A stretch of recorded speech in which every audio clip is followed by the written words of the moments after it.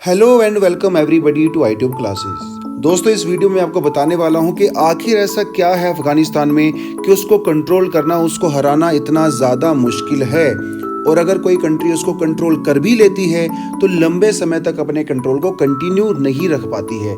अगर हम लोग प्रेजेंट सिनेरियो की बात करें तो अमेरिका अफगानिस्तान में 20 साल तक बना रहा, लेकिन उसके बावजूद भी वो तालिबान को नहीं हरा पाया।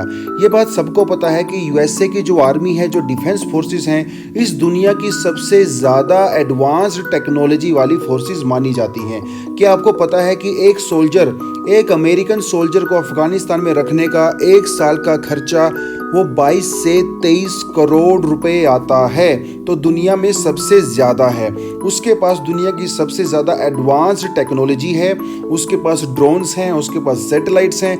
उसके बावजूद भी अमेरिका तालिबान को क्यों नहीं हरा पाया और अफगानिस्तान को लंबे समय तक कंट्रोल क्यों नहीं कर पाया? तो ये सबके मन में आता होगा कि ऐसी ऐसी क्या खास है अफगानिस्तान में ऐसी बात। लेकिन हमेशा की तरह मैं आपको यही बोलना चाहूँगा कि अगर प्रेजेंट में, अगर वर्तमान में अगर आप किसी समस्या का हल ढूंढने की कोशिश करते हो तो पहले आपको उसकी हिस्ट्री जाननी पड़ेगी, क्योंकि history has all the answers of the present problems. देखिए दोस्तों, अगर आप हिस्ट्री में बहुत पीछे जाने की कोशिश करोगे, जैसे अलेक्जेंडर या फिर मंगोल्स, जिसमें चंगेज़ खान की हम लोग बात करते हैं, वो लोग भी अफगानिस्तान को बहुत लंबे समय तक कंट्रोल नहीं कर पाए थे। और अगर मैं आपके सामने मुगल्स की बात करूं तो मुगल्स का भी अफगानिस्तान के ऊपर बहुत ज़्यादा कंट्रोल नहीं था। मुगल्स वहाँ की कुछ मेजर सिटीज़ को और मेजर रूट्स को ही कंट्रोल करते थे, लेकिन इंटीरियर अफगानिस्तान को मुगल्स भी कभी कंट्रोल नहीं कर पाए। उसके बाद आते हैं ब्रिटिशर्स। अब आपको पता है कि ब्रिटिशर्स जो है, इनका सबसे बड़ा एम्पायर था। ब्रिटिश जो पावर थी, सबसे बड़ी पावर हुआ करती थी, लेकिन ब्रिटिश के कंपटीशन में एक और पावर थी जिसको कहते हैं रशिया। तो नॉर्थ की तरफ रशिया था और साउथ की तरफ जो है वो ब्रिटेन था। तो जो आपको इंडिया, बांग्लादेश, पाकिस्तान ये सब है, सब ब्रिटिश इंडिया का ही पार्ट हुआ करते थे। अब ब्रिटेन को ये डर था कि कहीं रशिया जो है उसको कंट्रोल ना कर ले, क्योंकि रशिया हमेशा से ही इंडियन ओशन के अंदर अपनी एक्सेस चाहता था। वो चाहता था कि कोई गर्म पानी की पोर्ट्स उसको मिले, क्योंकि रशिया इतना बड़ा है, नॉर्थ साइड में बिल्कुल पूरी तरह से साल भर फ्रोजन रहता है, बर्फ वहाँ पे जमी रहती है। तो रशिया हमेशा से चाहता था कि उसको इंडियन ओशन की एक्सेस मिले, और यह एक्सेस उसको अफगानिस्तान और ईरान के थ्रू उसको मिल सकती थी। और ये बात ब्रिटेन को भी पता था, इसीलिए रशिया अफगानिस्तान को कंट्रोल करना चाहता था और ईरान को भी कंट्रोल, जिसे पर्शिया कहा जाता था, उसको भी कंट्रोल करना चाहता था। और ब्रिटेन इस बात से डरता था कि अगर रशिया अफगानिस्तान के अंदर आ गया तो फिर वो ब्रिटिश इंडिया के लिए भी खतरा हो सकता है। ब्रिटेन की सारी की अगर आप कॉलोनी को देखो तो इंडियन जो कॉलोनी थी ब्रिटेन की, वो सबसे ज़्यादा इम्पोर्टेंट थी ब्रिटिश के लिए। इसीलिए इंडिया को कहा जाता था कि crown in the jewel of the queen, मतलब क्वीन के मुकुट का जो ताज है उसके अंदर एक ज्वेल, सबसे बड़ा हीरा जिसे कोहिनूर भी कहा जाते हैं, वो इंडिया था। तो ब्रिटेन ये डरता था कहीं रशिया जो है ब्रिटेन के आमने सामने ना आ जाए। इसीलिए इन्होंने डिसाइड किया कि अफगानिस्तान को एक बफर स्टेट की तरह यूज़ किया जाएगा, ताकि ब्रिटेन और रशिया आमने सामने ना आए। उसके लिए बहुत ज़रूरी था कि ब्रिटेन का कंट्रोल होना चाहिए अफगानिस्तान के ऊपर। तो ब्रिटेन ने अफगानिस्तान के राजा को हराने की कई बार कोशिश की। पहली लड़ाई जो ब्रिटेन और अफगान के बीच में हुई, इसे कहा जाता है फर्स्ट एंग्लो अफगान वॉर, जो 1939 से 45 3-4 साल लगभग चला। लेकिन इसमें ब्रिटिशर्स की बहुत ही ज़्यादा खतरनाक हार हुई। उसके बाद जो दूसरी लड़ाई लड़ी, वो लड़ी गई 1878 से लेके 1880 तक। इसमें ब्रिटेन थोड़े समय तक जो है अफगानिस्तान को कंट्रोल कर पाया, लेकिन लंबे समय तक कंट्रोल नहीं कर पाया, क्योंकि ऊपर से रशिया का लगातार प्रेशर बना हुआ था। तीसरी लड़ाई दोस्तों वो 1919 में लड़ी गई, लेकिन फाइनली ब्रिटेन इसको कंट्रोल नहीं कर पाया और बहुत शर्मनाक हार के बाद ब्रिटेन को यहाँ से वापस आना पड़ा। तो हम देख सकते हैं कि उस समय का जो सबसे बड़ा एम्पायर था वो अफगानिस्तान को कंट्रोल नहीं कर पाया। तो 1979 में रशियन फोर्सेस ने अफगानिस्तान के ऊपर अटैक किया और इनके अगेंस्ट में एक फोर्स जिसे मुजाहिदीन फोर्स कहा जाता है, जो अमेरिका और पाकिस्तान की हेल्प से तैयार की गई थी, उन्होंने रशिया के अगेंस्ट में वो लड़े। और लोगों दोस्तों 10 साल तक वो लड़ते रहे।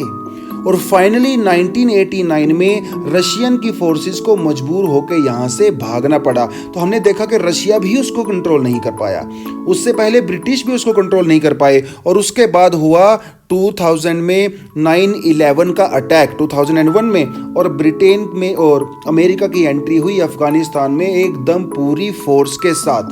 लेकिन 20 साल तक अफगानिस्तान में रहने के बाद फाइनली 2021 में अमेरिकन फोर्सेस को उसको छोड़ के जाना पड़ा, वो इसको कंट्रोल करने में फेल रही। एकदम लाजमी सा क्वेश्चन आपके मन में आता है कि आखिर ऐसा क्या है अफगानिस्तान के अंदर कि उसको कोई भी बड़े बड़े एम्पायर कंट्रोल नहीं कर पाते हैं। दोस्तों, अफगानिस्तान को कहा जाता है ग्रेव यार्ड ऑफ एम्पायर्स, मतलब बड़े बड़े साम्राज्यों की कब्रगाह यहाँ पे है। देखिए, इसके रीजंस मैं आपको बता देता हूँ। जो सबसे इम्पोर्टेंट और जो सबसे क्रूशियल रीज़न है दोस्तों, वो है यहाँ की बहुत खतरनाक टेरेन, यानी कि यहाँ का जो लैंडस्केप है, यहाँ की जो धरती है बहुत खतरनाक है।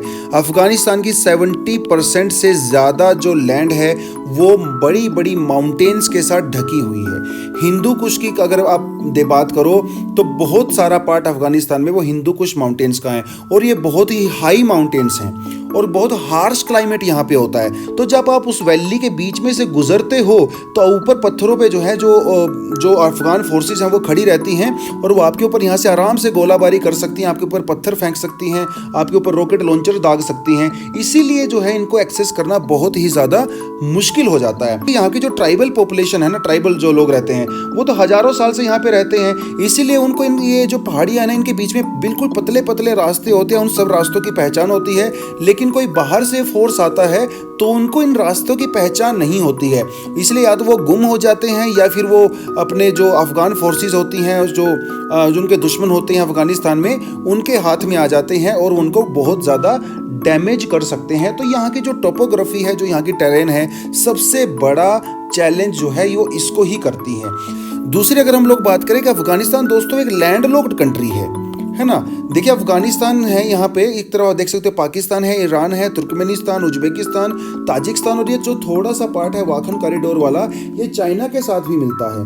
तो इसीलिए अगर किसी कंट्री को अफगानिस्तान के ऊपर अटैक करना है तो उसको पहले किसी ना किसी कंट्री के साथ एक्सेस लेनी पड़ेगी, और किसी बाहर की फोर्स के लिए यहाँ पे एक्सेस लेना एक बहुत ही मुश्किल पार्ट हो जाता है। और आइसोलेटेड लोकल ट्राइब्स रहती हैं यहाँ पे। देखिए, अफगानिस्तान में बहुत सारी लोकल ट्राइब्स रहती हैं। इन पहाड़ियों के बीच में छोटी छोटी लोकेलिटी बनी हुई हैं। उन छोटी छोटी लोकेलिटियों में बहुत डिफरेंट तरह की ट्राइब्स हज़ारों साल से यहाँ पे रहती हैं, और ये ट्राइब्स आपस में एक दूसरे से झगड़ती रहती हैं, जिसकी वजह से इनको आदत पड़ चुकी है लड़ाई करने की और अपने आप को डिफेंड करने की। अगर अफगानिस्तान में छोटी छोटी वैलीज़ में जो छोटे छोटे कस्बे हैं उनमें आप जाओगे, अगर आपको ऐसा मिलेगा कि एक एक घर वहाँ पे, एक एक छोटी सी विलेज जो वहाँ पे है वो एक तरह से पूरा फोर्ट बनाया हुआ है। क्योंकि हिस्टोरिकली जो भी लोग इंडिया में अटैक करने के लिए आते थे या इधर से चाइना जाने की कोशिश करते थे कहीं भी, वो अफगानिस्तान से होके ही जाते थे। इसकी वजह से यहाँ के लोगों को आदत पड़ चुकी है बहुत सालों से, और अपने आप को प्रोटेक्ट कैसे करना है, तो इसीलिए वो थोड़ा सा उसको हराना यहाँ पे मुश्किल हो जाता है। दूसरी बात, अगर हम यहाँ पे बात करें एथनिक ग्रुप की, बहुत सारे दोस्तों, कम से कम 14 जो बहुत बड़े बड़े एथनिक ग्रुप्स अफगानिस्तान के अंदर रहते हैं, जैसे उज्बेक्स, पश्तून्स और ताजिक्स, जो इनकी पॉपुलेशन बटी हुई है। अब आपको एक बात बता दूं कि अफगानिस्तान के अंदर नेशनलिटी वाली फीलिंग नहीं है। अलग अलग ट्राइब की जो लॉयल्टी है वो अपनी ट्राइब को लेके है। अलग अलग वैलीज में जो लोग रहते हैं उनकी जो लॉयल्टी है वो अपने अफगानिस्तान को लेके नहीं है, सिर्फ अपनी ट्राइब को लेके है, जिसकी वजह से यूनिफाइड फोर्स कभी भी अफगानिस्तान के अंदर कंट्रोल नहीं कर पाई। आपको जो काबुल वहाँ पे कैपिटल सिटी है, लेकिन काबुल का भी वहाँ पे लोकल ट्राइब्स के ऊपर कोई कंट्रोल नहीं है। वहाँ पे उनकी इंडिपेंडेंट गवर्नमेंट ही चलती है। वो सिर्फ एक सिंबॉलिकली आप कह सकते हो कि काबुल में एक जो है सेंट्रल गवर्नमेंट वहाँ पे थी। अगर हम यहाँ पे बात करें, जैसे पश्तून्स की बात करें, तो ये जो यहाँ पे बॉर्डर बनाया गया है, ये ब्रिटिशर्स ने बॉर्डर बनाया था, डोरेंट लाइन बनाई थी अफगानिस्तान के और पाकिस्तान के बीच में। लेकिन इस डोरेंट लाइन के इस तरफ भी और इस डोरेंट लाइन के इस तरफ भी पश्तून पॉपुलेशन रहती है, और यही पश्तून लड़ाके थे जो अमेरिका अगेंस्ट में लड़ रहे थे। अब ये क्या करते हैं, अफगानिस्तान में पश्तून्स का कंट्रोल है, तो ये यहाँ पे अमेरिका के ऊपर अटैक करते हैं। उसके बाद इनको सपोर्ट मिलता है जो पश्तून पॉपुलेशन पाकिस्तान के अंदर में है, तो ये भाग के पाकिस्तान में आ जाते हैं। और यहाँ पे आराम से रहते हैं, वहाँ पे थोड़ा अपने आप को रिकवर करते हैं और फिर से वो अफगानिस्तान के अंदर घुस जाते हैं और उनके ऊपर अटैक करते हैं। दोस्तों ये सारा एरिया जो हिली एरिया है, यहाँ पे कई सौ 200 300 ऐसे छोटे छोटे पास हैं जहां से आप निकल सकते हो, गुजर सकते हो, आराम से अफगानिस्तान और पाकिस्तान के बीच में एंट्री कर सकते हो। तो इतने सारे छोटे छोटे यहाँ पे रास्ते हैं, केव्स बनी हुई हैं, इसलिए उनकी मूवमेंट आसान हो जाती है। तो जब फॉरेन फोर्सेस आती हैं तो वो इसको कंट्रोल नहीं कर पाती। एक यहाँ पे सबसे बड़ी बात है रोड कनेक्टिविटी, क्योंकि सबको पता है कि देखिए सारा माउंटेनियस रीजन है, कोई ऐसा प्रॉपर यहाँ पे रोड नेटवर्क है नहीं जिसमें जो अफगान फोर्सेस हैं या जो अमेरिकन फोर्सेस हैं वो आपस में सीमलेसली राशन या हथियार वगैरह पहुंचा सकें। एक प्रोजेक्ट चलाया था अमेरिका जब यहाँ पे आया था, उसने कहा था कि एक ऐसे इस तरह का हम रोड बनाएंगे, क्रॉस कंट्री रिंग रोड बनाएंगे, लेकिन दोस्तों वो कंट्री रोड बन नहीं पाया क्योंकि यहाँ पे देखिए ये है खैबर पास। तो पाकिस्तान से अगर अमेरिका को हेल्प चाहिए तो वो खैबर पास के थ्रू अपने ट्रक वगैरह में यहाँ पे आते थे, लेकिन इसी एरिया में तालिबान का भी कंट्रोल था। तो इसी खैबर पास से तालिबान वाले भी आ रहे हैं, इसी खैबर पास से अमेरिका वाले भी आ रहे हैं, और क्योंकि इन रोड्स के ऊपर मोस्टली तालिबान का ही कंट्रोल रहा है, चाहे वो आप साउथ में देख लीजिए, चाहे आप लोग ईस्ट में देख लीजिए, और ये रोड कभी भी कंप्लीट नहीं हो पाया। तो दोस्तों तालिबान को कंट्रोल करना या अफगानिस्तान के लिए कंट्रोल करना किसी भी बाहर की पावर के लिए हमेशा ही बहुत ज़्यादा मुश्किल रहा है, क्योंकि एक तो ये माउंटेनियस रीजन है, यहाँ की टेरेन बहुत ही ऊबड़ खाबड़ है, हाई पीक्स हैं, बाहर से आने वालों को इनकी जानकारी होती नहीं है, क्योंकि यहाँ की जो लोकल ट्राइब्स हैं वो बिल्कुल छोटे छोटे रास्तों में से गुजर जाती हैं, एक दूसरे से पास हो जाती हैं, लेकिन बाहर वाली फोर्सेस बिल्कुल भी पास नहीं हो पाती हैं। उनके रोड्स को ब्लॉक कर दिया जाता है, उनके ऊपर हाई माउंटेन से गोरिल्ला अटैक किए जाते हैं। तो ये बहुत सारे रीजंस हैं जिसकी वजह से आपको ये भी बता दूं कि आप समझ रहे होंगे कि अफगान की आर्मी ने जो है इतनी ज़्यादा गिव अप क्यों कर दिया। 2-3 हफ्ते के अंदर ही तालिबान के सामने घुटने टेक दिए, क्योंकि अफगानिस्तान की आर्मी के अंदर जो है अलग अलग एथनिसिटी के लोग थे, और क्योंकि वो पूरे अफगानिस्तान को एक नेशनहुड वाली फीलिंग नहीं है, उनके अंदर एक देश प्रेम वाली फीलिंग नहीं है, अपने ट्राइब्स को लेकर उनकी लॉयल्टी है, इसलिए उन्होंने गिव अप कर दिया और इतना जल्दी तालिबान यहाँ पे कंट्रोल कर पाया। तो दोस्तों ये कुछ रीजंस थे, ज्योग्राफी, यहाँ की एथनिसिटी जो काफ़ी प्रॉब्लम है ना, और लेकिन अगर आप अफगानिस्तान की बात करो तो बहुत ज़्यादा इंपॉर्टेंट एक कंट्री है। अगर आप इसकी ज्योग्राफिकल लोकेशन की बात करो बहुत ज़्यादा इंपॉर्टेंट है दोस्तों, क्योंकि अगर आपको साउथ एशिया में आना है, साउथ ईस्ट एशिया में आना है, तो आपको अफगानिस्तान से होके ही गुजरना पड़ेगा। इसलिए पूरी दुनिया की नज़र रहती है अफगानिस्तान के ऊपर, क्योंकि इसकी जो लोकेशन है जियो पॉलिटिक्स की अगर मैं बात करूँ बहुत ज़्यादा क्रूशियल है। अगर आप अफगानिस्तान को कंट्रोल कर लेती हैं कोई बाहर की पावर, तो समझ लो वो इस पूरे एरिया के ऊपर अपनी नज़र रख सकती है। तो दोस्तों ये तो कुछ रीजंस, आई होप आपको वीडियो ठीक ठाक लगा होगा। अगर आपको ठीक लगा है तो आप हमें इस वीडियो को लाइक करें, अपने दोस्तों के साथ शेयर करें, कमेंट सेक्शन में बताएं इस पूरे इशू के बारे में। तो दोस्तों आप हमारे इंस्टाग्राम चैनल को भी ज्वाइन कर सकते हो, आप हमारे टेलीग्राम ग्रुप को भी ज्वाइन कर सकते हो, यहाँ पे हम आपके साथ रोज़ न्यूज़पेपर शेयर करते हैं। और अगर आप व्हाट्सएप यूज़ करते हो तो आप व्हाट्सएप को भी ज़रूर ज्वाइन करें, इसका लिंक में आपको जो है डिस्क्रिप्शन बॉक्स में मिल जाएगा। चलिए ठीक है, thank you very much, all the best and जय हिंद।